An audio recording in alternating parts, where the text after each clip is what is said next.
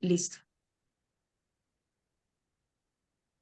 Señores, estamos al aire en 3, 2, 1. Muy buenos días para toda la comunidad unadista. Sean todos ustedes bienvenidos a este espacio de encuentro que hace parte de nuestra Semana Unadista del Arte y las Culturas. Hoy tenemos un invitado supremamente especial que acaba de llegar a Colombia. Entiendo que llegó ayer. Estamos hablando de Fabio Rodríguez Amaya, quien está aquí con nosotros. Fabio, muy buenos días. Muy buenos días, Federico, y muy buenos días a toda la audiencia.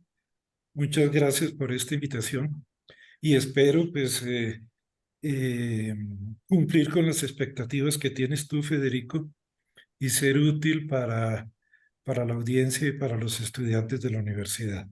Cuenta Muchas conmigo y dime qué quieres que hagamos. Bueno, Fabio, muchísimas gracias. Bueno, vamos a charlar con Fabio. Primero yo les voy a decir quién es Fabio. En este momento somos unos 20, estamos 20 asistentes en este espacio virtual, pero también esta conferencia, esta charla, este espacio está siendo transmitido por Facebook Live, ¿cierto? Nos están viendo desde Facebook en el canal institucional, así que tenemos como una réplica de esta charla en las redes sociales.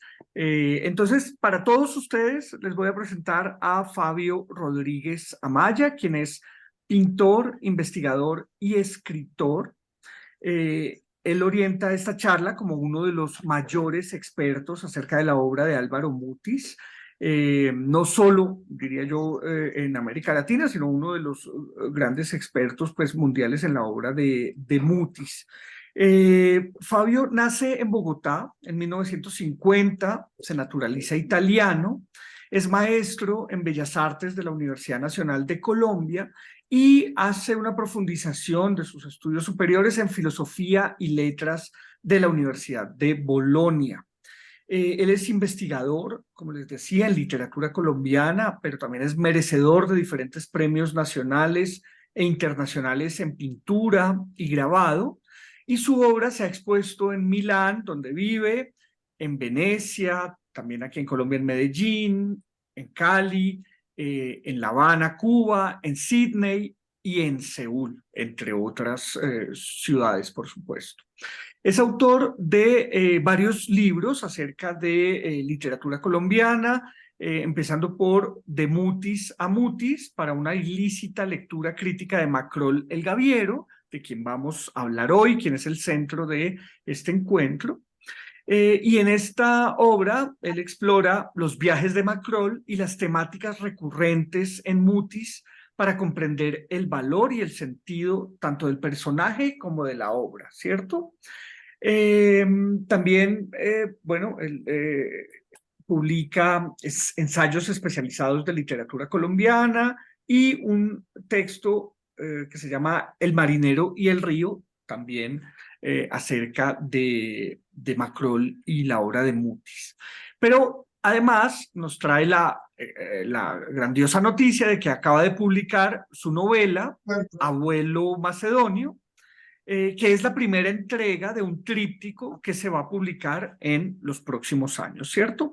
Entonces, Fabio, con esta pequeña Bueno, introducción, pues bienvenido, muchas gracias muchas por estar gracias. aquí. Gracias a ti, muy generoso. No deberías haber extendido tanto, porque lo importante es entrar en materia y posiblemente para la audiencia hablar sobre la obra tan interesante de un escritor como Álvaro Mutis, ¿no? Claro que sí. ¿Por dónde quieres que comencemos? No sé cuál sea el nivel de preparación de la audiencia, pero podríamos hacer una breve presentación del poeta. Yo considero que Álvaro Mutis, que nace en Bogotá en 1953, pues perteneciente a un linaje bastante distinguido de la élite colombiana, Él de todas maneras es bisnieto de José Celestino Mutis, el director de la Real Expedición Botánica fundada por Carlos III en 1760. Y, y bueno, Mutis tiene una biografía bastante particular, singular, porque él, hijo de un diplomático colombiano, de hacendados productores de café y azúcar y caña de azúcar y, en fin, nace en Bogotá, pero muy niño su padre se va con su familia para Bélgica, donde su padre fue cónsul de Colombia o trabajó en la embajada colombiana. Y allí él tiene la fortuna o la mala fortuna, no podría decirlo, de haber sido discípulo de los jesuitas. Y muy joven, muy niño, realiza una serie de lecturas, todas muy dentro de lo que es la literatura de aventuras y la literatura romántica del periodo romántico. Lee, por ejemplo, a Melville, lee el Moby Dick, que es esa gran novela dedicada a la ballena blanca, la cacería de la ballena blanca por los océanos del planeta. Lee, pues lógicamente, a Dumas, lee a los grandes autores franceses de ese momento y particularmente le impacta muchísimo la lectura de Conrad. Y Conrad no duda, más o menos a la edad de 9, 10 años, en declararlo su maestro. Conrad, el de La línea de sombra, el de esas novelas de aventuras ambientadas en África y en parte en Colombia, indudablemente, porque Mutis afirma, bueno, todos sabemos que Conrad, el escritor polaco que asume la lengua inglesa como lengua literaria, era como se convirtió posteriormente Mutis, pues lo asumió como maestro, era un hombre pues con una vida bastante cerca de la ilegalidad y en Colombia estuvo presente como traficante de armas, vendía armas para el Partido Conservador cuando le convenía y después al Partido Liberal cuando le convenía, al mejor postor, como suele suceder con los traficantes de armas y los señores de la guerra, y estuvo presente en el periodo de la Guerra de los 1000 días, la gran guerra civil, la última gran guerra civil del siglo XIX, con que se abre el siglo XX, desafortunado y afortunado en Colombia, con una violencia inaudita, más de 300.000 muertos quedaron en ese periodo, en esos años de las guerras civiles en Colombia. Y pues eso crea una impronta muy clara, intelectual y mentalmente en Álvaro Mutis, al punto que él regresa a Bogotá, pierde la fe católica después de haber sido alumno de los jesuitas, lo dice muy guasonamente, gracias a una tía beata, él pierde la fe católica, se inscribe, lo inscriben en el colegio de Nuestra Señora del Rosario, que todos sabemos fue uno de los dos primeros colegios mayores fundados en Colombia después de San Bartolomé.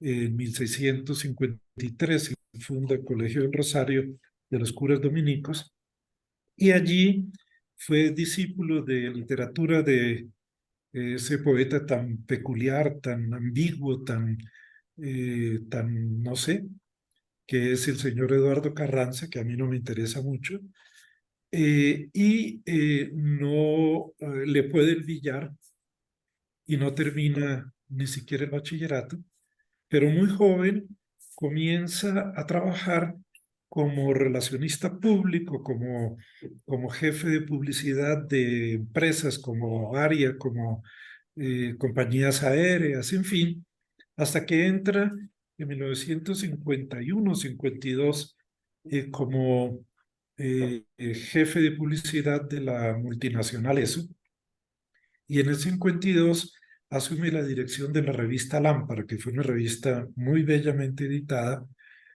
muy tendenciosa porque estamos en plena Guerra Fría, y Lámpara se ocupa de difundir la cultura de la multinacional ESO, es decir, la cultura imperialista, y por otro lado de difundir la cultura de la Guerra Fría. Es decir, está ubicada muy en un sitio que a mí me parece tan ambiguo y tan delicado en un país como el nuestro, un súbdito de las potencias extranjeras, y improvisamente en el año 50, bueno, conoce a personajes muy importantes de la cultura colombiana, establece amistad con el poeta, el gran poeta León de Greiff, con ese señor poeta guatemalteco Cardosa y Aragón, conoce a Casimiro Eiger, que fue un hombre muy interesante en la cultura de los años 50 en Colombia, porque funda en Bogotá la Galería de Arte Moderno, conoce a García Márquez, se hace íntimo amigo de los integrantes del Grupo de Barranquilla, ese grupo que todavía sigue tan desconocido en Colombia, que congrega más o menos a 45 o 50 intelectuales de todas las disciplinas, músicos, periodistas, escritores, y cuyos 4 representantes nucleares son la flor y nata de las letras colombianas de la costa Caribe, que son García Márquez, Álvaro Cepeda Zamudio, Herman Vargas y Alfonso Mayor. Ellos trabajan bajo la orientación de 2 faros de la cultura colombiana desconocidos también, que son don Ramón Viñas, un catalán que se refugia en Colombia perseguido por el franquismo, y el gran maestro del cuento colombiano Alfonso Fuenmayor, perdón, Alfonso es el hijo, bueno, se me escapa el nombre en este momento, no importa, el primer autor de una obra de ciencia ficción y un cuentista muy importante que lleva a Cepeda Zamudio a declarar que todos venimos del viejo Fuenmayor.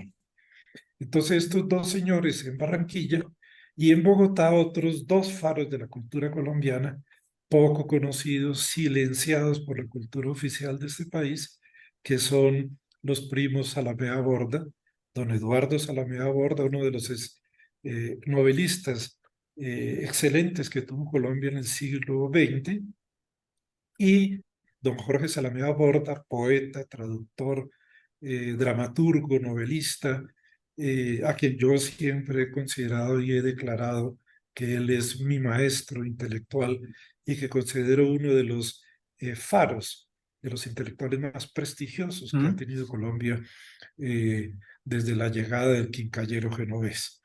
Entonces, Mutis entra en contacto con ellos e improvisamente en el 56 él tiene que huir de Colombia porque la multinacional ESO le abre una causa en su contra.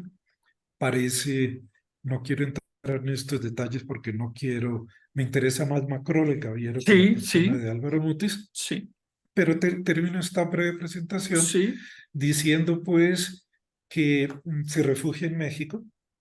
Bueno, en el 48 había publicado su primer libro de poesía, La Balanza, en compañía de Patiño Rosselli, un libro que ilustró el maestro Hernando Tejada, pero que desapareció rápidamente, fue un bestseller por incineración, porque salió publicado y el día del Bogotazo, pues en la tipografía, en la editorial donde lo había publicado, pues resultó incendiada y el libro desapareció.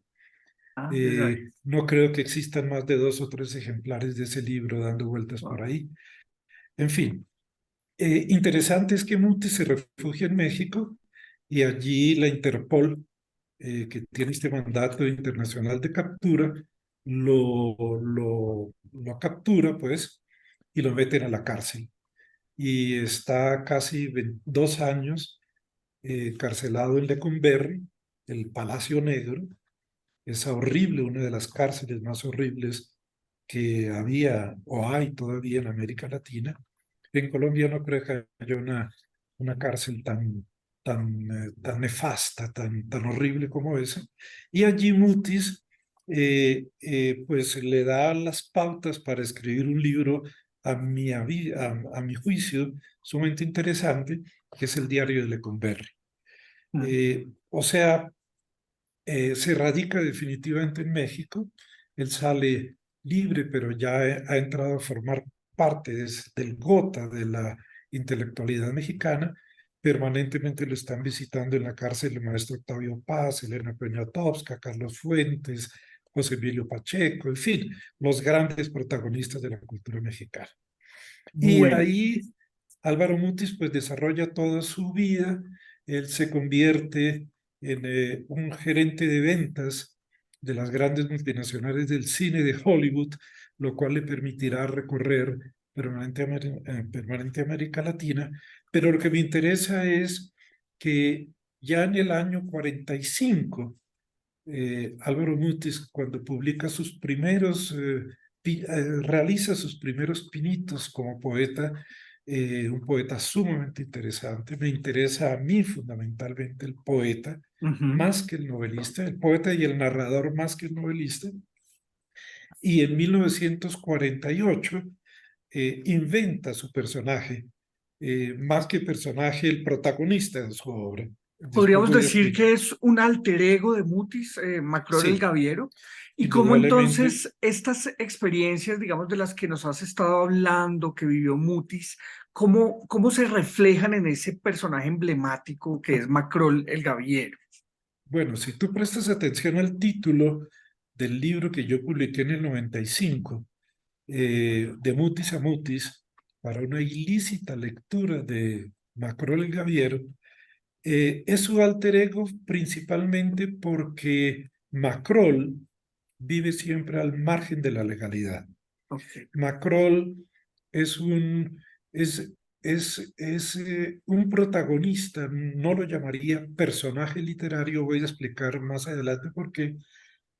Protagonista que vive siempre en el límite, es una apátrida, es una apólide, no tiene nacionalidad definida, da vueltas por el mundo supuestamente con un pasaporte chipriota de medio pelo.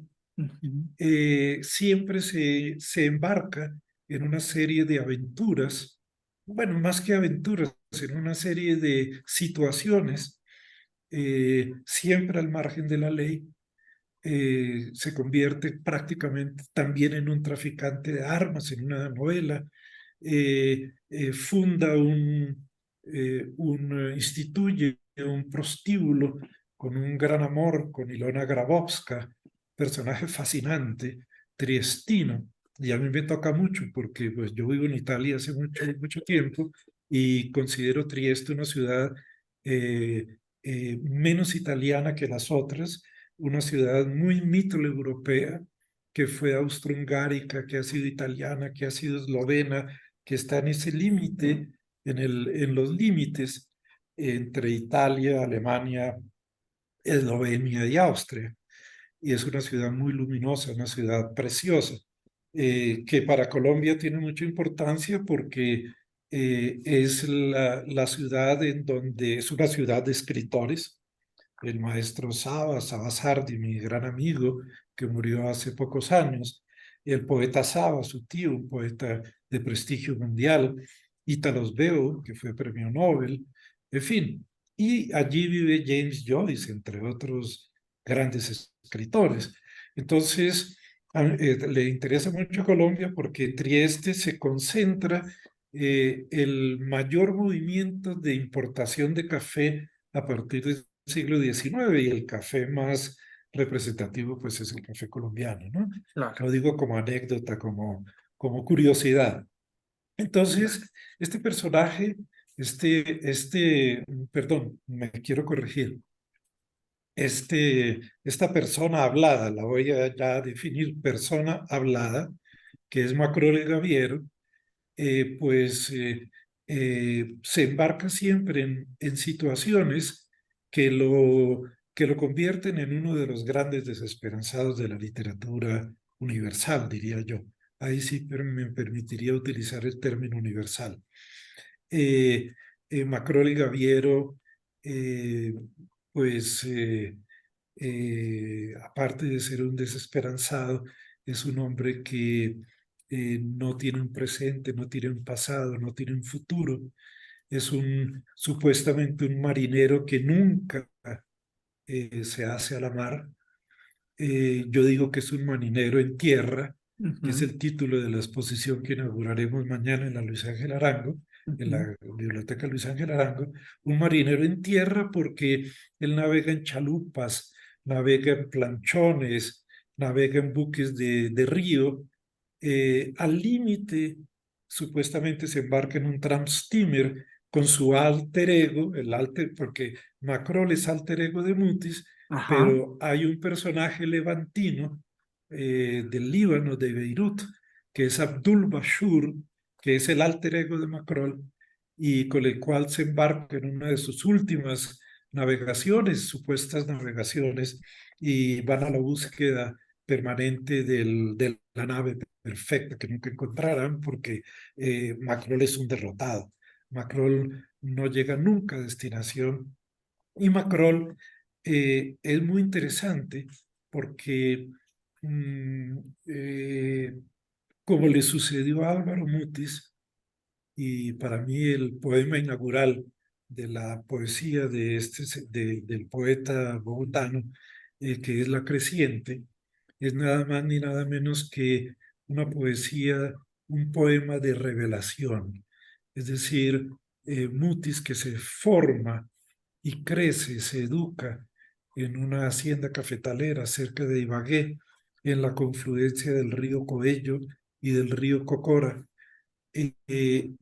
Descubre la naturaleza, le lanza un gran mensaje y escribe este gran poema que se titula La Creciente, que lo considero el poema fundacional de toda la obra de Álvaro Mutis. Entonces, esta revelación de la naturaleza como protagonista, va a hacer que Macrol se convierta en un personaje que dialoga con la naturaleza, porque en el mundo de la naturaleza no tienen que entrar en contacto con los seres humanos. Y entonces ahí comienza a perfilar de manera muy sugestiva, de manera muy profunda, estas poéticas de Álvaro Mutis, que yo he tratado de identificar en lo que definí las geografías de Álvaro Mutis, las materias de Macrol el Gaviero y los fantasmas de Macrol el Gaviero.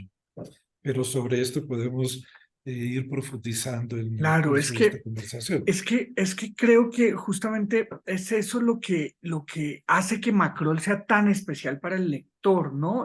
Sí, Digamos, esa eterna como esperanza de embarcarse, esa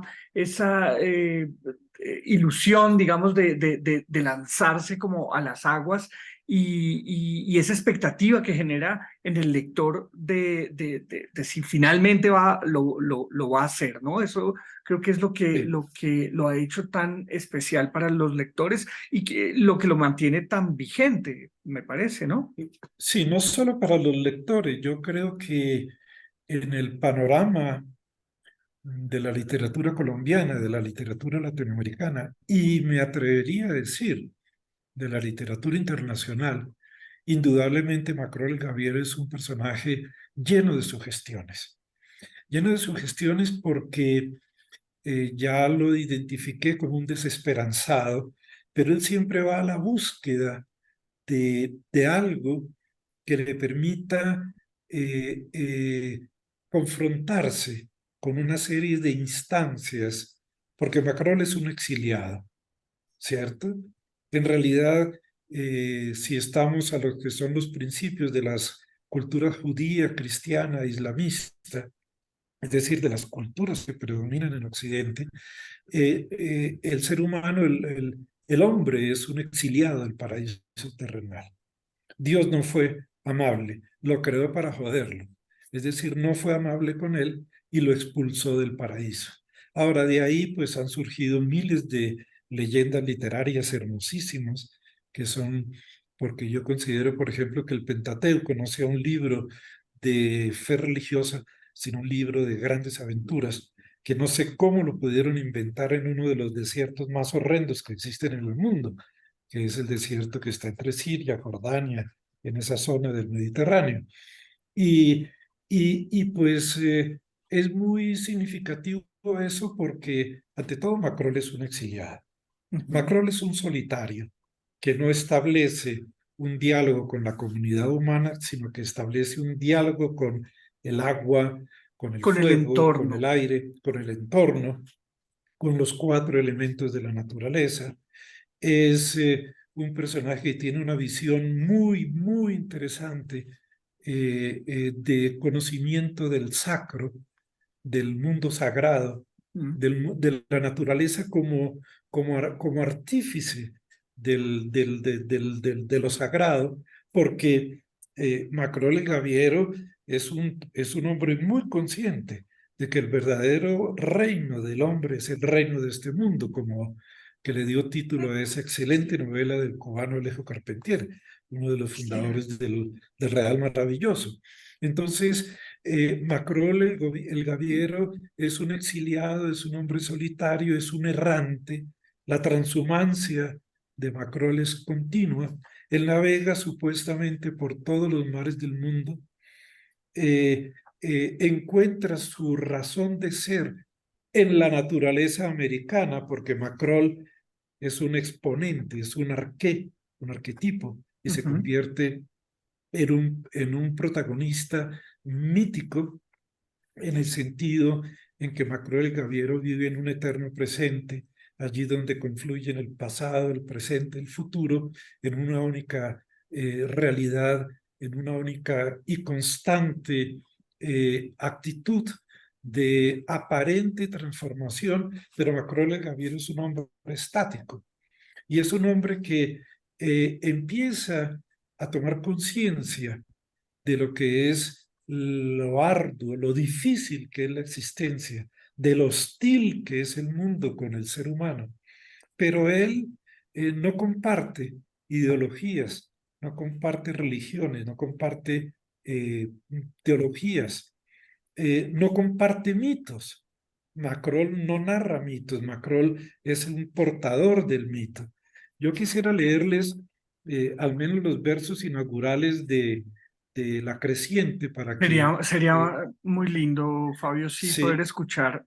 es precioso este poema, yo lo considero uno de los grandes poemas de la literatura latinoamericana de todos los tiempos, que dice así: al amanecer crece el río, retumban en el alba los enormes troncos que vienen del páramo. Sobre el lomo de las pardas aguas bajan naranjas maduras, terneros con la boca bestialmente abierta, techos pajizos, loros que chillan sacudidos bruscamente por los remolinos. Me levanto y bajo hasta el puente. Recostado en la baranda de metal rojizo, miro pasar el desfile abigarrado. Espero un milagro que nunca viene. Tras el agua, de repente, enriquecida con dones fecundísimos, se va a mi memoria. Transito los lugares frecuentados por los adoradores del cedro balsámico. Recorro perfumes, casas abandonadas, hoteles visitados en la infancia, sucias estaciones de ferrocarril, salas de espera. Todo llega a la tierra caliente, empujado por las aguas del río que sigue creciendo. La alegría de los carboneros, el humo de los alambiques, la canción de las tierras altas, la niebla que exorna los caminos, el vaho que despiden los bueyes, la plena, rosada y prometedora ubre de las vacas. Voces angustiadas comentan el paso de cadáveres, monturas, animales con la angustia pegada en los ojos. Los murciélagos que habitan la cueva del duende huyen lanzando agudos gritos y van a colgarse a las ramas de los guamos o a prenderse de los troncos de los cámbulos. Los espanta la presencia ineluctable y pasmosa del hediondo barro que inunda su morada. Sin dejar de gritar, solicitan la noche en actitud hierática. Y el poema prosigue de una manera extraordinaria. Y entonces uno ya con una lectura al menos superficial de esta primera poesía, que es la poesía fundacional de Álvaro Mutis, pues uno encuentra ese gran llamado de la naturaleza. Sí, Y la ubicación de el espacio y del tiempo de Macrol, que es el espacio y el tiempo de las tierras calientes del trópico nuestro. Es decir, la lozanía de la tierra, la hermosura de la tierra y la fealdad de los seres humanos, porque somos la especie más destructora del planeta, y la triste historia de nuestro país desde el momento en que llega el abusivo mercante ligure, por cuenta de unos reyes que nadie conoció, por cuenta de un Dios que nadie ha visto nunca, y se convierte en un epicentro de la violencia. Entonces, yo creo que esa revelación, esa hierofanía a la cual asistió Mutis de niño en la zona del Cocora, el Parque sí, Nacional del Cocora, en fin, el río Coello, que es uno de los ríos pequeños pero caudalosos, uno de los ríos más caudalosos junto con el río Atrato, en esa hermosura total de la naturaleza, pero importante observar cómo Mutis, a diferencia de los escritores que lo preceden, me refiero a los grandes escritores terrígenas, me refiero en nuestro caso colombiano a ese gran escritor que es José Eustacio Rivera, de la vorágine. José Eustacio Rivera hace de la selva un, entre comillas, alter ego del infierno. El descenso de Cova, de Arturo Cova, por las selvas de nuestro Bichada, de nuestro Vaupés, del Putumayo, del Amazonas, por esos grandes ríos, por esta naturaleza extraordinaria que tiene nuestro país, es un descenso al infierno. Macrol, en cambio, es un personaje que vive en la tierra caliente, es decir, la tierra, como dice él, en donde está la prometedora ubre de la vaca, en donde, con una metáfora un poco insulsa, están las mujeres frutales, esas hembras que representan la naturaleza. Entonces, a diferencia de Rivera o de Drummond de Andrade, o a diferencia de Mario de Andrade, el autor de Macunaíma, o de Rómulo Gallegos y Doña Bárbara, la visión que da Mutis de la naturaleza es la visión de la vida, aunque su de la personaje exaltación. es exaltación de la vida. Mm. Y Macrol y Gaviero es precisamente todo lo contrario. Macrol es la exaltación del derrumbe, del fracaso, de la imposibilidad de estar vivos. Por eso yo no sé, nunca he sabido si Macrol viene de la sombra o de la luz, o si va hacia la luz o va hacia la sombra, porque es un personaje completamente, un protagonista completamente desdibujado.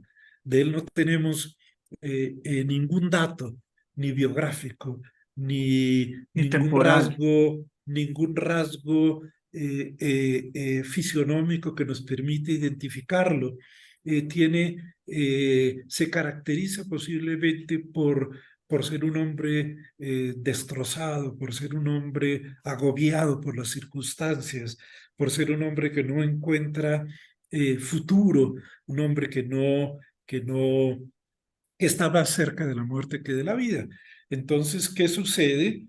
Que los ecosistemas que configuran la realidad hacen que Macrole Gaviero y Álvaro Mutis, uno como alter ego del otro, sea él un poeta materialista. Él no es un poeta metafísico, ni es un poeta que se va por las ramas, es un poeta neorromántico, diría yo, en el sentido de la exaltación de la individualidad, que entra en contraste pues con la personalidad de Álvaro Mutis, que es un monárquico, un gibelino, que vive en toda esa palafernaria de los Borbones y del imperio, y en fin, toda esa visión reaccionaria que a mí particularmente no me interesa, pero no me interesa porque a mí me interesa de los escritores es el texto y de los artistas son los textos, sea el texto danzado, filmado, fotografiado, poetizado, dramatizado. Somos palabra, escribimos texto, nuestra vida es un texto. Entonces no me interesan las peculiaridades de la persona que hace la poesía o que escribe ese texto, sino el texto en sí. Claro, Entonces, claro. lo que pasa es que la poesía de Macrol es una poesía absolutamente revolucionaria y en ese sentido viene reconocido muy joven Álvaro Mutis como una de las voces poéticas más representativas y emblemáticas.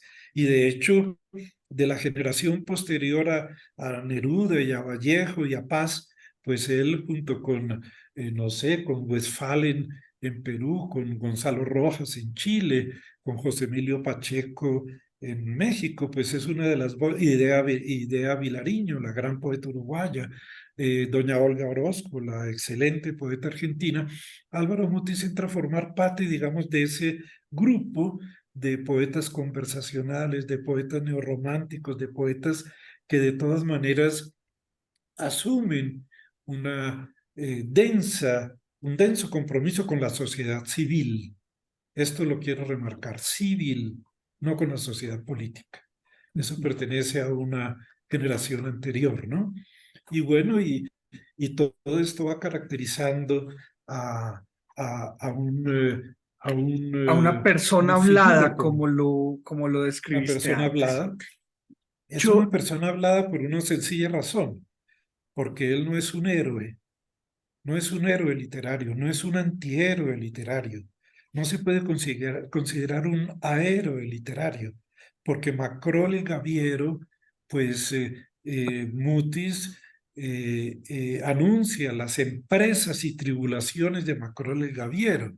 Le daría, digamos, un tono épico y en ese sentido, pues es muy interesante porque la poesía de Álvaro Mutis tiene un poco ese dejo épico, pero ujú. no hay epos porque no hay acción. Macrol es un personaje que no actúa, que no se mueve. Entonces es una persona que es hablada por la voz poética que le da vida. ¿De acuerdo? En ese sentido, digo que es una persona hablada. Pero no hay una interacción de esta persona hablada con el No, entorno donde él se mueve, ¿no habría esa interacción? no creo, porque lo único que hace Macrol es desplazarse, tener materialmente breves desplazamientos en zonas muy limitadas. Y lo que yo descubro haciendo una lectura muy atenta, muy analítica de toda la producción, de íntegra toda la producción literaria de un poeta tan representativo como es Mutis, eh, no hay interacción primero y no hay navegación. Entonces, lo que descubro es que yo realicé, por ejemplo, los mapas de los viajes que vamos a ver en la exposición de la Biblioteca de la Ciudad de Arango, pero hice toda una taxonomía de los que definí lugares citados, lugares evocados y lugares de la acción. Wow. Entonces, los lugares citados son una infinidad, una infinitud. Él va a Kuala Lumpur y de pronto dice que está en San Malo y de pronto llega a Trieste y después va a Poyensa y a Vancouver y a Los Ángeles y a Kingston, a La Habana. Pero todo eso es más bien el armamentario que construye Mutis, que es muy interesante también, el armamentario, lo que yo llamo el aparato hermenéutico. Él construye un aparato hermenéutico porque ese sentido del misterio, Macrol es un hombre que se relaciona con lo ignoto, con lo sacro, es decir, con lo que materialmente, con lo que se materializa en la inmaterialidad. Y puede sonar un poco absurdo lo que estoy diciendo, pero es que lo ignoto no, es lo desconocido. Ujú. Pero él no se va a soñar con la luna, ni, ¿sí? Siendo un marinero, porque Gaviero es eso, Gaviero es el marino que está en la cofa, en la vela gavia, y desde allí anuncia es el que grita tierra, que grita hombre, hombre al mar, hombre al agua. Pero es que él allá en esa cofa, él no dialoga con la tripulación, él está aislado. A él no le interesa comunicar con la comunidad humana. Entonces la interacción con el entorno es muy limitada. De hecho, es muy interesante. Yo tracé una serie de gráficos que me parecen muy significativos porque, no porque los haya trazado yo, sino porque es la representación gráfica de la poesía de Álvaro Mutis. Hay una continua relación cíclica y circular entre el día y la noche, entre, por ejemplo, el agua que se convierte en un elemento capital de la poesía de Álvaro Mutis, en el río, ese ciclo del agua eh, que está más vinculado con la visión, eh, digamos, integral que tenía el hombre precolombino, no el de la visión maniquea, de la dialéctica, del maniqueísmo blanco-negro, infierno-cielo, salvación, etcétera, sino esa visión integral que existe de manera tan definida en el mundo andino.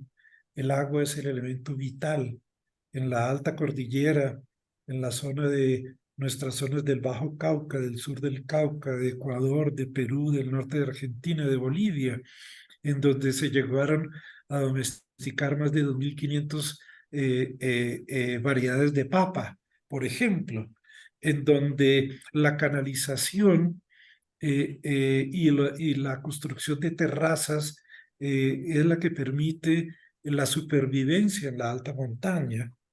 Entonces, esa agua que desciende, que es también baño purificador, y por eso hablo de una relación con lo sacro, que desciende del, de la cuenca celeste, eh, que configura los humedales, nuestros páramos, y que después desciende y se convertirá en los ríos, y los ríos son los que van a la mar, y como dijo don Jorge Manrique, ese tan mal poeta español del Renacimiento, los ríos van a la mar, que es el morir. Y precisamente en ese descenso uno ve cómo la relación continua de Macron se da a través del elemento agua, del elemento acuático, y cuando llega a los esteros, ¿qué encuentra en los esteros? ¿Qué es una ciénaga? ¿Sí? ¿Qué es un estero? Es el lugar muerto, es el trópico, no es la tierra caliente. La tierra caliente es el Magdalena Medio, ¿sí? Es el Huanca, no, es el Caracalí nuestro, el que nos obligaron a llamar Gran Río de la Magdalena, ¿sí? Pero eso se llamaba Caracalí, y esto Caracalí. no se llamaba Nueva Granada, esto se llamaba Villayala. Entonces hay más un vínculo profundo de Álvaro Mutis con esa conciencia de lo que son las raíces americanas que pertenece a su generación. Ujú, Si qué uno ve belleza. de sus contemporáneos la pintura, la gran pintura del maestro Obregón, porque yo me convertí en pintor viendo esa maravilla de obra que es La violencia en la Biblioteca Luis Ujú, Ángel Arango en 1962, maravilloso. ¿sí? ¿Qué hace el maestro Obregón? ¿Cuáles son los elementos que él define en su pintura? Obsérvenlo bien. Las barracudas, el mundo de abajo, ¿cierto? El toro, el mundo de aquí y ahora. El cóndor, el mundo de arriba. Porque ese vínculo con lo sagrado, ese vínculo sagrado con la naturaleza, se ha mantenido a lo largo de los siglos. Uno observa la obra de un escultor abstracto, digamos, entre comillas, abstracto, para hablar del maestro Eduardo Ramírez Villamizar, y uno encuentra que esa obra se radica en las culturas precolombinas, antiguas, de nuestro mundo americano. El mundo de aquí, el mundo de arriba, el mundo de abajo, el mundo de aquí y ahora. Entonces los elementos de la naturaleza, el jaguar, el caimán, la serpiente, la anaconda, son todos elementos que están presentes directa o indirectamente en la obra de Mutis a nivel muy simbólico, y Ujú, eso hace que su obra sea una de las obras más representativas de la literatura colombiana del siglo XX. Como me dijo hace unos días esa gran escritora colombiana que yo tengo una amistad profunda con ella, Consuelito Triviño, que vive en Madrid, me dijo, no tenemos solo García Márquez, tenemos Mutis, muchos Mutis. Y Bueno, efectivamente sí. Por eso Álvaro Mutis, a pesar de que yo pues no comparta o no haya compartido sus posiciones, pero eso ya es otra cosa. sí, Yo lo más traté allá. mucho a él, le hice me ocupé de su obra, traduje al italiano toda su poesía en 1993 para festejar, celebrar sus 70 años. Lo acompañé en el Premio Nonino, lo acompañé en el lanzamiento de ese canto maravilloso de Fabrizio de André, la Misurata Preghiera, que es Fabrizio de André es uno de los grandes cantautores del siglo XX, y compuso, que yo trabajé con él, compuso esta desmedida plegaria sobre los versos de la poesía de Macron el Gaviero. Ahora, parece absurdo, pero es que la poesía de Macron el Gaviero son solo 19 poemas. Y en esos 19 poemas está toda la literatura de Álvaro Mutis. A eso agregaría, desde mi modesto punto de vista, la importancia de una obra tan significativa como es La Mansión de Araucaíma. Y voy a contarle al público que nos está escuchando, a la audiencia, cómo esa obra surge de una anécdota absolutamente maravillosa. Ujú. Y es que Mutis, que se exilia en México, García Márquez se exilia en México, Buñuel se exilia en México, los grandes poetas de la generación del 27 se exilian en México. Bueno, Barba Jacob se fue para México, Salamé estuvo exiliado en México, los grandes perseguidos por este Estado sin Estado, que es el Estado colombiano, que es el Estado de una élite dominante, detestable, profundamente detestable, eh, se encuentran en una reunión, en una de esas tertulias maravillosas, se encuentran Luis Buñuel y Álvaro Mutis y se monta una discusión como el típica de Álvaro Mutis, que era un hombre alto, que hablaba con un vozarrón, fue locutor de la Radio Nacional, de HJCK, en fin, y se encuentran y surge una discusión que la novela gótica, que el Castillo de Otranto, y que Fulanite, que la Walpole, y entonces Mutis, con esa actitud tan desparpajada que él tenía, le dice a Buñuel, le dice, no, Luis, tú estás equivocado, en el trópico se pueden escribir novelas góticas. Y Luis Buñuel le dice, no señor, se requiere el castillo, las brumas, la doncella, la princesa, ese ambiente nórdico, allá de Islandia, de Finlandia, de Escocia, en fin. Y Álvaro Monte le dice, pues estás equivocado. Yo te voy a demostrar que es posible escribir una novela gótica en el trópico. Entonces Buñuel le dice, pues si tú la escribes y me lo demuestras, yo la filmo. Y a los 15 días regresó Mutis con uno de los textos más reveladores de la literatura colombiana. Es decir, ambientan, yo me imagino, investigué, escribí, he escrito mucho sobre eso, y me encanta porque Julito Laciregui, que es mi gran amigo, el escritor barranquillero, fue quien realizó el libreto para la filmación de La Mansión de Araucaíma, o sea, hay toda una familiaridad, y resulta que, hagan de cuenta, yo no sé si los jóvenes estudiantes de literatura ya leyeron La Mansión de Araucaíma, espero que la lean. Espero que lean El Gran Burundún Burundá Muerto, que lean La Otra Raya del Tigre, que lean En diciembre llegaban las brisas, que lean La Casa Grande, ¿no? Que se informen de nuestra literatura excelente. Me imagino una casona digamos, en la zona de Cali.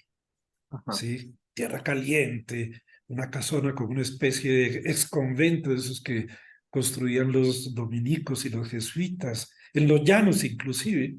Entonces, esta gran casa, donde hay una serie de personajes absolutamente extraordinarios, hay un berraco cura que es un pervertido, que es un un pedófilo tenaz, ¿sí? Y hay un capi, un ex aviador, y en fin, y está la machiche, que es esta mujer gigante, ¿sí? Tetona, culona, en fin, que es la representación de la madre naturaleza, en fin, y que es bisexual. Y de pronto aparece una jovencita, una modelito, que sería la doncella, montando en bicicleta, porque se perdió ella, estaba por ahí en las cercanías, es la modelo que estaba filmando una película y se fue a dar un paseíto en bicicleta, la niña muy play, muy gomelita, tipo niña de las familias bien de los hijos de papi, bogotanos o paisas. Entonces la niña se pierde y de pronto llega a la mansión y el portero no la quiere dejar pasar y entonces, y ella incorpora el mal en la mansión de Orocaima y se tira al cura y se tira a la machiche y hace que se suicide el esclavo y si es la generadora del mal. Y Álvaro Mutis escribe este texto tan absolutamente maravilloso, tan bellamente escrito, tan claro, ¿sí? Y bueno, pues esa es la demostración Y de que sí. funda el gótico tropical, podemos llamarlo El así. gótico, sí, yo titulé precisamente hace un ensayo, el gótico tropical, ¿sí? Qué Y eso es una maravilla. obra absolutamente maravillosa. Entonces yo decía, estaba diciendo, agreguémosle a eso 4 relatos absolutamente extraordinarios de Mutis. El que más me gusta a mí, La muerte del estratega. Ah, ambientado por allá en las batallas de los imperios medievales, en el Medio Oriente exótico, y El último rostro, que es absolutamente fabuloso, porque muestra, es el primero que se atreve a mostrar a Simón Bolívar como era en realidad. Bolívar era un matón. Bolívar era un niño plebe de la alta aristocracia, no ha habido en América, de la alta burguesía, de plantadores de cacao y de caña en Venezuela, en fin, que dedicó toda la vida y toda su fortuna a la locura, ¿sí? A sus locuras, porque Bolívar era un delirante, afortunadamente para nosotros, ¿no? Tan delirante que declaró guerra a muerte. Yo creo que no ha habido ningún dictador, ningún tirano en la historia de la humanidad que haya declarado guerra a muerte a nadie. Él sí. Él sí Él se la declaró al imperio más poderoso de ese momento. al imperio más Así poderoso. tocaba. Entonces el arrogante es el cruco ese que comía esa comida para burros, para mulos. El búster Krauti, que era Carlos V, pues decía que en mi imperio no se oculta el sol. Toda esa arrogancia de los Borbones y de los Habsburgos y de esa fétida y putrefacta aristocracia europea decadente. Y escribe ese texto que es el que le dona, le da como don a la historia colombiana de manera tan iconoclasta Álvaro Mutis para burlarse de los mefíticos académicos de la historia, los académicos de la lengua, sí, que son terribles, de los de la Academia de la Calle 10, y les muestra por primera vez a un Simón Bolívar como era, un hombre jodido, un hombre amargado, un hombre frustrado, un hombre que quería ser emperador, es que quería que lo nombráramos emperador, ¿sí? Ahora, un personaje absolutamente maravilloso, Simón Bolívar, no acaso llamado culo de hierro. Yo creo que él cabalgó, vivió al lomo de caballo, bueno, y mujeriego, y eso me encanta. En mi novela yo lo defino el bailador de el boleador de Quimba más extraordinario del nuevo reino, ¿no? Porque eso era Bolívar. Era un hombre absolutamente enloquecido con las ideas cuestionables de todas maneras de la ilustración, perdón, del iluminismo francés, ¿cierto? Del episteme, que está muy bien, que está muy bien, que es nuestra historia, porque lo interesante es que nuestra historia se forja también en la violencia. Entonces, no nos tiene que extrañar que Colombia sea el país más conflictual y más conflictivo del mundo, nos impusieron, digo esto porque en el fondo la gran literatura de Álvaro Mutis o de Cepeda Zamudio o de García Márquez o de Gómez Valderrama o de Mejía Vallejo o de tantos otros, porque hay muy buenos escritores. Ahora menos, ahora hay muchos más escribanos, pero no creo que, en fin, no, estamos hablando de No Mutis. entremos Pero en lo ese. que quiero remarcar para la audiencia es que la poesía cuando es poesía es como el amor. Si no es subversivo y ese versivo, no es arte y no es amor. Entonces, lo interesante de la obra de Mutis es que a pesar de esa contradicción aparente en sus posiciones, es que su poesía es completamente revolucionaria. Entonces, lo que él plantea en sus relatos, en sus poemas, en sus novelas, es precisamente eso, ¿sí? Es decir, nosotros nos tenemos que rebelar contra las instancias que se han estratificado y que se han anquilosado, y eso me encanta a mí de la poesía de Macron. Eso, de Macron, no de Mutis, de Macron. No sé, no sé. Dime tú, ¿qué quieres que sigamos hablando? Sí, pues primero quería que termináramos la anécdota con Buñuel. ¿Qué pasó? ¿Filmó la película, Buñuel? No pudo filmar la No. película porque, bueno, porque encontraron un productor en ese momento, él estaba exiliado en México, después se O sea, refugió en ganó la París, apuesta Mutis. ganó la Mutis. apuesta Montes. Y Y, eso, y, pues, y es muy interesante esa anécdota porque Buñuel es un referente de, digamos, a nivel político, en el espectro político, Buñuel es un total, referente, digamos, de la total, izquierda, de lo rojo, total. de la revolución, ¿no? Y Mutis es como todo lo contrario, ¿no? Pero a nivel, en cuanto a lo artístico, el revolucionario era Mutis, ¿no? Eso es Bueno, lo... Bueno, claro, Buñuel claro, también. Ah, pero fíjate que aunque Buñuel fue un revolucionario, sí, digamos, partió la historia del cine en muchos sentidos, ¿cierto? En dos, sí, pero fíjate que en esa concepción acerca de las posibilidades de nuestra América, las posibilidades de creación en América y de cómo por ejemplo, el gótico podía producirse en un entorno aquí tropical, ¿cierto? Digamos, esa amplitud que, digamos, surrealista que tenía Buñuel, no le daba para imaginarse un gótico en el trópico. ¿no? Eso es muy Y llamativo. es que también hay una cosa muy interesante. Mutis descubre, gracias a Eduardo Salamea, el surrealismo, muy jovencito. Entonces Mutis traduce al español a Breton, a René Char, a una serie de exponentes del surrealismo, pero lo interesante es que, a diferencia de lo que se produce en Argentina, donde el surrealismo se radica como un gran movimiento estético, pues tú sabes que en Colombia, y es importante que la audiencia lo sepa, las vanguardias no entraron a Colombia. Colombia ha sido un país siempre con las fronteras cerradas, un país xenófobo, un país conservador. Yo digo, espero que la audiencia no se ofenda, que Colombia es un país católico, apostólico y gringo, ¿sí? Entonces, eso impidió que las vanguardias entraran a Colombia.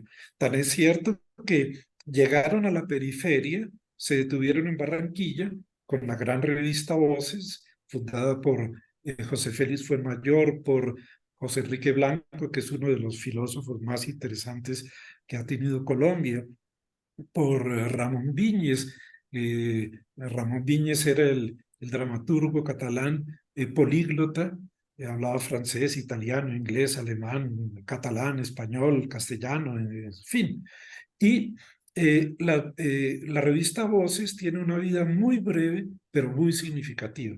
Fíjate, por ejemplo, que ninguna de las revistas, entre comillas, más evolucionadas en esa época en Colombia, pero que aquí ya cambiamos de tema, pero no quiero cambiar de tema, me quiero quedar en Macron, nunca publicaron un poema de Jorge Luis Borges, nunca publicaban poemas de Neruda. Que vayan los jóvenes a mirar la revista de América, que era pues, sí, la insignia de la cultura colombiana de los años 40, dirigida por ese señor que es Germán Arciniegas, y no hay ningún autor realmente de las vanguardias. ¿Dónde está Capolicano Valles? ¿Dónde está, en fin, Vicente Huidobro?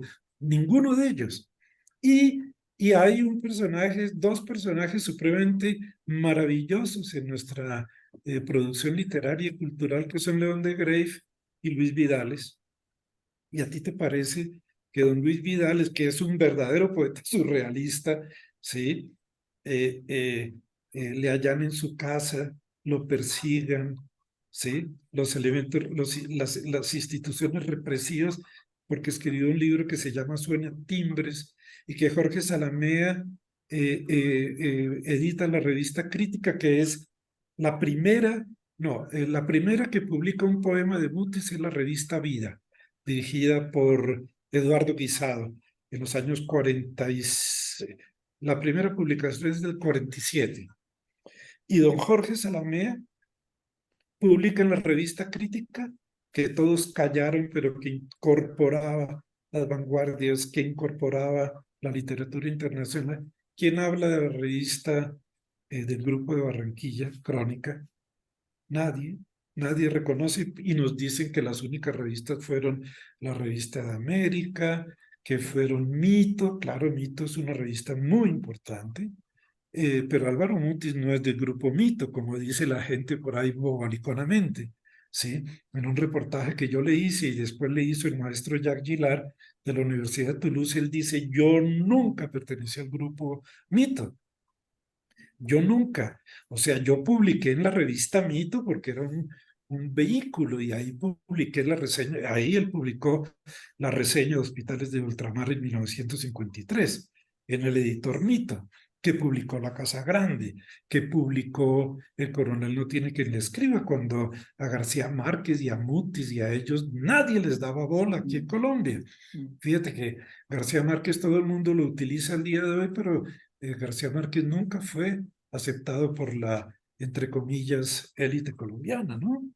Sí. Ahí no se fue una tipa, una señora que dicen disque senadora de la República, a echarle escupitajos al féretro simbólico en la Catedral Primada. Eso es un horror, un horror. Sí. En fin, pero lo importante es eso, ver cómo las vanguardias no entraron, pero Mutis, pero Vidales, pero de Greiff, pero Cepeda, pero Gómez Valderrama, pero hay mucha gente que sí, de esa generación, porque después vienen las nuevas generaciones donde está Burgos Cantor, tan cercano a la poesía de Álvaro Mutis y tan cercano como escritor a Álvaro Mutis y a García Márquez. O sea, somos una familia de desadaptados, porque aquí hay dinero para la guerra, para la corrupción, para todo lo que sucede en este país, para la cultura no.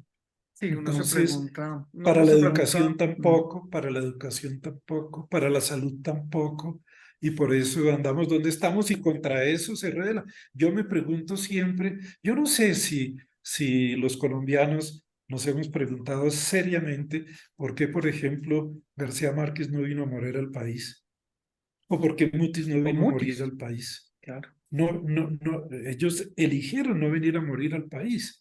Una razón tiene. ¿Sí? Una razón existe. Yo no creo que venga a morir al país, no sé, a menos de que mañana, yendo de aquí a la Luis Ángel Arango, pues un carro, una buseta de Dios estas mío, gripe. tocamos madera, Fabio, claro que pero no. bueno, no, lo que sigamos en Mutis. Lo que me interesa de Mutis es esa capacidad subversiva en su literatura. La novelística, él tiene, La nieve del almirante es una novela muy linda. Yo creo que su mejor novelita es La última escala del Tramp Steamer. Si puedo hablar libremente como estoy hablando, yo me posesiono. Claro. Si me dan la palabra, yo me siento en ella. Claro. La última escala del Tramp Steamer es una hermosa novela de amor, preciosa novela. Le sobran las primeras páginas donde le echa tanto cepillo a García Márquez, eso valdría la pena quitarla. Yo se lo dije alguna vez, irreverente como he sido siempre, se lo dije al mismo Mutis, pero es una novela preciosa. Los relatos de Mutis son maravillosos. Ese libro de poemas ya tardo de Mutis, un homenaje y 7 nocturnos, es un libro precioso, es un excelente poeta, ¿sí? Y a mí, sí, digo sinceramente, el que me interesa es el poeta de los 19 poemas de Macron, porque es muy interesante también desde el punto de vista revolucionario de la escritura. Los románticos en el siglo XIX habían incorporado el mestizaje, eso que no sé por qué los profesores de literatura de una manera tan superficial llaman hibridación, Mm. ¿sí? Porque es que un híbrido es estéril, un híbrido no se puede reproducir, ¿sí? Entonces, eso que yo llamo, se llama el mestizaje entre lo que es la poesía y la prosa, es decir, la prosa poética. Y Mutis en eso es un extraordinario escritor de prosa poética. Lo muestran esos poemas maravillosos, Cocora, los hospitales de ultramar, en la cascada, sí, que forman parte de las 19 poesías del núcleo de Macron. Yo quiero Fabio, invitarlos a todos sí, sí. a que vayan a la exposición que titulamos Macron el Gaviero Marinero en Tierra. Es una exposición que tiene 3 autores, somos 3 autores. Ana Paula Santander Durán, una magnífica dibujante, excelente ilustradora. El maestro Camilo Maña Caro, que considero, y no porque lo diga yo, pero es posiblemente el artista gráfico, el diseñador gráfico más importante en este momento en Colombia. Y yo, modestamente, que contribuí en la ideación de esta exposición, hecho en la Luis Ángel Arango, que de todas maneras es un lugar muy emblemático, el epicentro.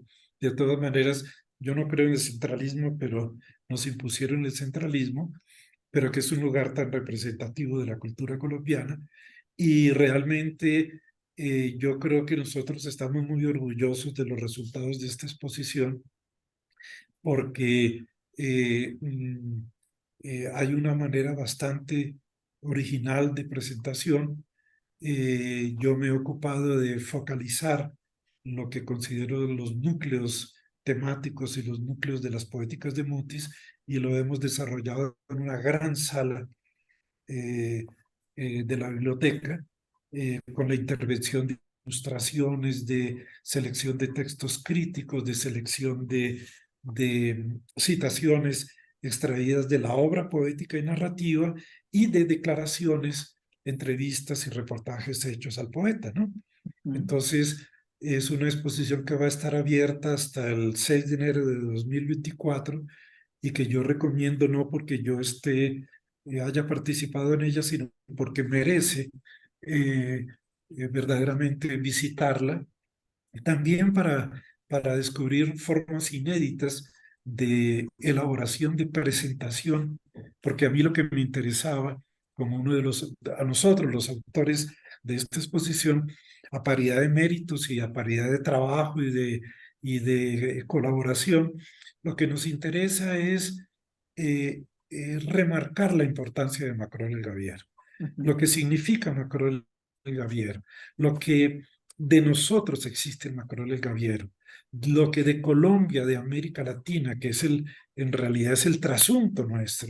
Nosotros somos esto, no somos Europa, somos también Europa, no somos Norteamérica, también somos Norteamérica, no somos el Extremo Oriente, pero también somos el Extremo Oriente, ¿no?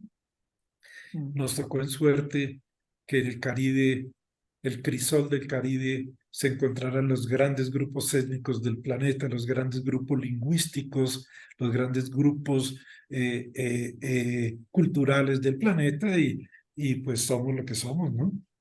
Así es, Fabio. ¿Tú Federico. sabes si la exposición va a itinerar en los otros centros culturales del Banco de la República en el país? Porque, Bueno, eso está en programación. Puedo dar por seguro que la exposición se va a presentar en Ibagué, ok, porque es la tierra, digamos, de formación de Mutis, y por ahora tengo entendido que la biblioteca sí lo va a organizar en la sede del Banco de la República en Ibagué, y me gustaría que pudiera circular por el país, ¿no? Todo este Claro, esfuerzo que se ha hecho, claro. sea el esfuerzo por cuenta de la sugerencia cultural del Banco de la República, porque hay presupuesto para todo, pero cada vez menos para la cultura. Entonces, hemos tenido también que trabajar con mucha restricción de medios económicos, por más de que sea el Banco de la República, y el dinero, pues, tenga que invertirse en lo que hay que invertir.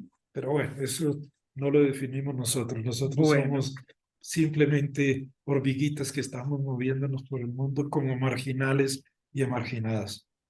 Fabio, No pues sé, no sé no, si tus estudiantes quieran, no sí, sé. primero quisiera agradecerte por este espacio, por la generosidad, digamos, al contarnos, digamos, acerca de tus saberes, de todo lo que has estudiado. Invitar a todos los estudiantes que nos están viendo por la transmisión en Facebook Live, a todos los que están aquí en la sala contigo conectados, a que si quieren plantearle algunas preguntas a Fabio, si quieren hacer algunos comentarios, bueno, puede ser acerca de la exposición o de lo que hemos charlado hasta ahora, bueno, pueden en este momento o bien dejar sus preguntas en el chat, ¿cierto? Para que yo Pero las hay lea, chat, mira. ¿sí? O simplemente abren sus micrófonos para poder conversar con Fabio, claro que sí. Por aquí, Daniela Jamuca, desde Cali, nos pregunta si la exposición va a tener algún costo, No, el absolutamente ingreso. no. Absolutamente no. Se puede ir desde mañana a la inauguración. La inauguración va a ser muy sobria. Ujú. Voy a impartir una breve charla de media hora sobre Macron, y después haré una visita guiada a lo largo de la sala y ancho de la sala para explicar, no solo intentar comentar lo que es la obra de Mutis y cómo se concibió la exposición de todas maneras. Sí, pero es gratuito. ¿Eso será mañana a qué hora aquí en Bogotá, A las Fabio? 5 de la tarde en la sede central de la Biblioteca Luis Ángel Arango, en la calle Carrera Cuarta con calle 11. Claro que sí. Bueno, Sí. pues yo les cuento a todos, Fabio llegó, si no estoy mal, ayer de Italia para justamente inaugurar esta exposición que organiza el Banco de la República en su biblioteca Luis Ángel Arango. Nosotros lo tenemos en primicia, ¿cierto? Recién desempacadito de Europa, recién desempacadito de Italia, lo tenemos aquí en esta Semana Unadista del Arte y las Culturas. Fabio, muchísimas gracias por tu tiempo, muchísimas gracias por Absolutamente. Por favor, gracias haber a ti, compartido gracias a ustedes. con nuestra comunidad universitaria. Veo que hay alguien que encendió su cámara, no sé si quieres hacer alguna Sí, pregunta o Vinesca, Lisette, Inesca, sí. ¿quieres conversar con el maestro Fabio? Enciende tu micrófono si Buenos quieres. días, ¿cómo están? Muy No, buenos la verdad, días. muy gratificante toda la charla, unas informaciones bastante importantes y desconocidas que yo la verdad desconocía mucho. Y no, darle muchas gracias por toda esta charla y estas informaciones que de verdad sé que es de mucho, es una alimentación para nuestras vidas. Y también importante pues saber todos esos puntos que se han tocado y mirar también la importancia de todos los personajes históricos que han mencionado y las personas que pues se han tocado en ese tema. Y muchísimas gracias, la verdad. Gracias, Vinesca, y muchas gracias. Acá veo saludos desde Palmira, desde Dos Quebradas, me imagino, en Pereira, desde Bogotá, desde Cali, desde Medellín. Mira, muchísimas Así es. gracias.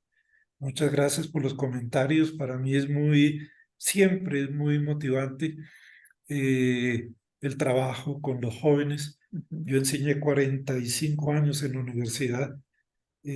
Ya soy un viejito pensionado que trabajo más de lo que trabajaba antes, pero nadie me paga. Pero yo encantado de estar con ustedes. Muchísimas gracias, Federico, y mucha suerte con tu actividad universitaria. Eso es una labor fundamental. Así que les agradezco muchísimo. Muchas Cualquier gracias, cosa, Fabio. cualquier cosa les voy Hay a una poner en mi chat. manito, Les hay voy una a poner en manito mi... Sí, levantada, Fabio, mientras tú sí, escribes sí, sí. lo que quieres poner. Vladimir Bartolo, ¿quieres? ¿Bártolo o Bartolo? Bartolo, Ah, muy bien, muy bien. Adelante, te escuchamos. muchas gracias. Bueno, maestro, realmente, igual que la compañera, quería agradecerles por este espacio. Y yo realmente pues, sí quería recalcar y hablar de, pues, es más como una crítica, espero de pronto no herir susceptibilidades, es que nosotros en Colombia mm, tenemos muy poco amor por lo nuestro, por así decirlo. El maestro hablaba precisamente de todos los autores colombianos que han hecho historia y que han sido quizás más importantes afuera, en el exterior. La cultura colombiana o la cultura con que hemos crecido es una cultura muy internacional. Entonces, alabamos escritores europeos, norteamericanos, orientales, pero nuestros propios, nuestros connacionales, no los tenemos en cuenta y es muy rica su literatura. Soy estudiante de filosofía y me gustaría con ahínco en un futuro eh, como llevar a la escena, a la importancia, a la escuela, a la práctica, al colegio, esos autores colombianos, no solamente el Nobel, sino todos aquellos que han hecho historia a través de la misma historia, valga la redundancia. Lo Pues otro es la, his- te la toca a ti historia que eres colombiana. joven, te toca a ti que eres joven y que estás en pleno proceso de formación, abrir esa ventana y meterte en la cabeza como nos ha tocado a nosotros, ¿no? A nosotros nadie nos paga por estudiar en realidad. Entonces, abrir esa gran ventana y orientar tus esfuerzos a conocimiento incluso de las escuelas filosóficas que se han desarrollado en Colombia, ¿eh? Porque nadie habla nunca de la ensayística colombiana. Todo el mundo confunde la literatura con una novela y mentiras o con un poema, ¿no? La literatura tiene muchos ramales y la filosofía, bueno, no te ofenderás cuando yo digo que la filosofía es la cara negra de la poesía, pero como nos enseñó Jorge Luis Borges, la filosofía murió en el momento en que nació, porque los grandes filósofos pues se ponen grandes problemas, pero al final resultan diciendo, sí, yo sé que no existe Dios, pero hay una entidad superior que algo hace. Entonces, la filosofía es como un poco la literatura de Macron, es un fracaso, lo cual me parece muy bien. Por eso Mutis bautizó o tituló uno de sus libros Los trabajos perdidos, porque lo que hacemos los filósofos, los que escriben, los que pintan, yo soy un aspirante artista, pues es un fracaso, porque lo nuestro no se traduce fácilmente como es o la droga o las armas o los productos en una sociedad neoliberal y consumista como la nuestra. Lo que nosotros hacemos no se convierte en dinero, no produce riqueza, no produce plusvalía, así que de entrada hemos fracasado. Yo llevo ya 65 años metido en este rollo y cada día trabajo con más entusiasmo, pero yo sé que es un fracaso total. Así que mucha suerte contigo. Muchas gracias. Mire, y lo que usted dice es muy cierto. Quizás para algunas personas crean o piensen que el hecho de producir conocimiento no tiene ningún valor, pero si nos ponemos a mirarlo de esa forma más profunda, realmente es lo que vale, porque como decían en las generaciones pasadas, uno muchas veces puede perder la casa, puede perder el carro, puede perder todas esas posiciones de valor, pero el conocimiento solamente Estoy no lo puede arrebatar la muerte. completamente de acuerdo. Lo que Gracias, pasa es maestro. que, espérate, perdona, la función de las nuevas generaciones es dar el salto cualitativo, hacer trascender del conocimiento al saber, porque el saber es de una élite. Vayan a ver Oppenheimer y se darán cuenta que, como me decían ayer, en las manos de 3 individuos estaba el futuro de la humanidad con el nuclear. Entonces el saber es reductivo, es patrimonio del palacio, así como las orgías, así como la locura, así como el ocio. Dentro del palacio se puede vivir cualquier tipo de actitud, de actividad que se quiera, pero los que vivimos fuera del palacio, que somos los súbditos, a los que nos tienen esclavizados, no tenemos derecho, no hay espacio para el ocio. ¿Mm? Por más de que nos quieran vender eh, eh, el sueño gringo, ¿sí? Por ejemplo, esa horrenda película que es Barbie, todo el mundo pues viendo Barbie, porque eso es lo que hay que ver, ¿no? En fin, me parece muy bien Vladimir Bartolo, métete en la cabeza de que hay que trascender la esfera del conocimiento y llegar a tomar posesión del saber. Ahí sí que Maestro, podrían cambiar las circunstancias, ¿eh?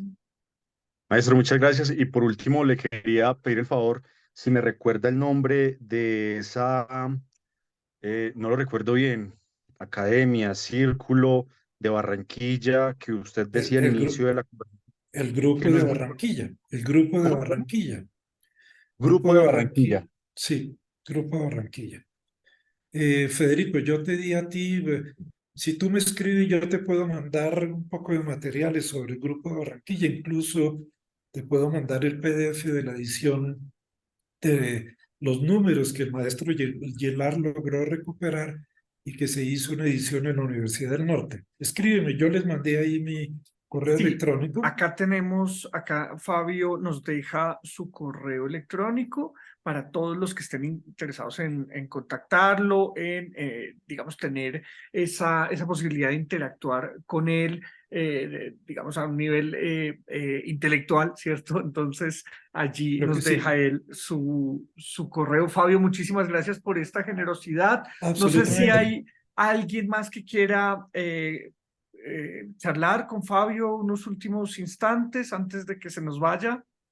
Heidi, una última pregunta, Fabio, de parte de Heidi. Adelante, Heidi, si quieres encender tu cámara, por favor. Bueno, muy gratificante lo que compartía el maestro, es algo muy interesante y que de verdad aprecio mucho. Sé que a veces es un poco común que a veces las nuevas generaciones nos interesemos por escuchar las sabias palabras y los sabios conocimientos de otras personas, porque como lo voy a escribir ahorita en el chat, somos demasiado volubles y nos dejamos, digamos, lo que decía el maestro, nos dejamos dominar por esas pequeñas masas que lo único que hacen es mirar ese punto con el que nos pueden dominar, por decirlo así. Y ahorita con el tema de las nuevas tecnologías y de todas esas cosas que salen, entonces sí creo que es muy importante resaltar el tema de que es muy importante, perdón la redundancia, mantener la costumbre de compartir el saber, porque siempre nos estimamos es a lo que ya está estipulado, a lo que los demás digan, y nos vamos últimamente dejando orientar más por las redes sociales, por los influencers, que simplemente son personas que hacen algo cotidiano, algo sin gracia, por decirlo así, y que simplemente nos llevan a perder el conocimiento y a perder la razón del ser humano y simplemente nos estamos es, dejando de caer en una sociedad llena de banalidades y de cosas simplemente banales, por decirlo así, no nos enfocamos realmente en lo que de verdad, pues a mi ser, es lo más importante, que es el conocimiento, aprender de nuestras culturas, nuestras raíces, investigar más a fondo dónde venimos, para dónde vamos y preocuparnos por esas nuevas generaciones que están quedando y qué es lo que estamos dejando realmente, si de verdad aprendimos de nuestros antepasados, de todas las culturas que existieron, las que aún siguen existiendo y si de verdad estamos tomando en cuenta todos esos esfuerzos y conocimientos que ellos dejaron o si simplemente nos estamos dejando guiar por esas pequeñas masas a un sinsentido y a un sin ser que pues básicamente no nos va a llevar a ningún lugar. Gracias, maestro, por sus Gracias a conocimientos, por ti, Heidi. compartirlos Gracias y a muy ti. grato la charla. Bueno, ya ves que el reto es grande, ¿no? Así que hay que asumirlo. Muy bien. Quisiera agradecerle a Heidi porque me hace caer en cuenta que quiero aprovechar estos últimos instantes con el maestro Fabio Rodríguez Amaya para contarle a él y bueno, y de paso a toda la audiencia que en el marco de la Semana Unadista del Arte y las Culturas, mañana vamos a tener un espacio supremamente especial, Fabio. Y es que aprovechando que nuestra universidad está en todos los rincones del país, que es a distancia y que usamos la virtualidad, digamos, para conectarnos, entonces hemos generado un espacio de encuentro que hemos llamado el Círculo de la Palabra, Conectando Culturas, donde hemos invitado a estudiantes de la UNAD de diversos pueblos y naciones indígenas de Colombia a que se reúnan allí. Eso será mañana a las 3 de la tarde.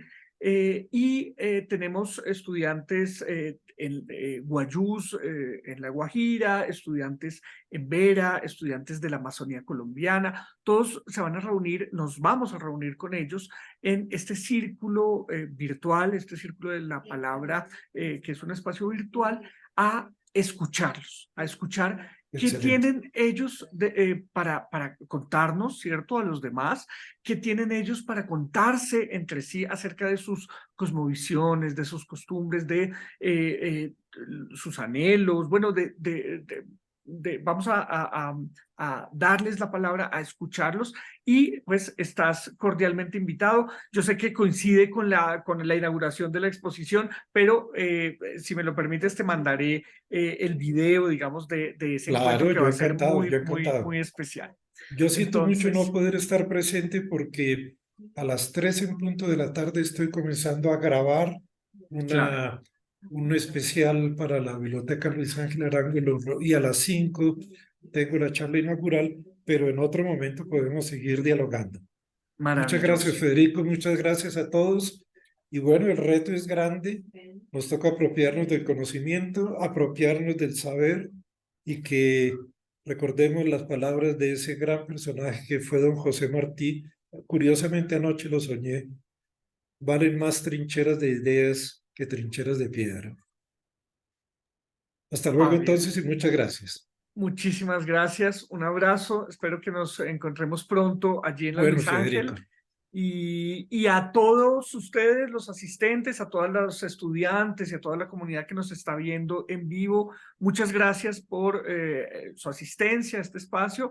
Esperamos mañana contar también con su asistencia en el Círculo de la Palabra y esta tarde a las 3 tenemos el lanzamiento de la revista formativa del programa de artes visuales Back Projection. También los esperamos allí. Muchas gracias a todos. Vale. Hasta pronto. Hasta luego.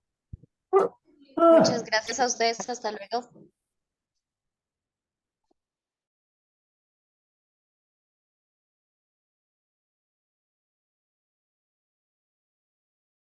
Listo. Muchísimas gracias, señores. Ya dejamos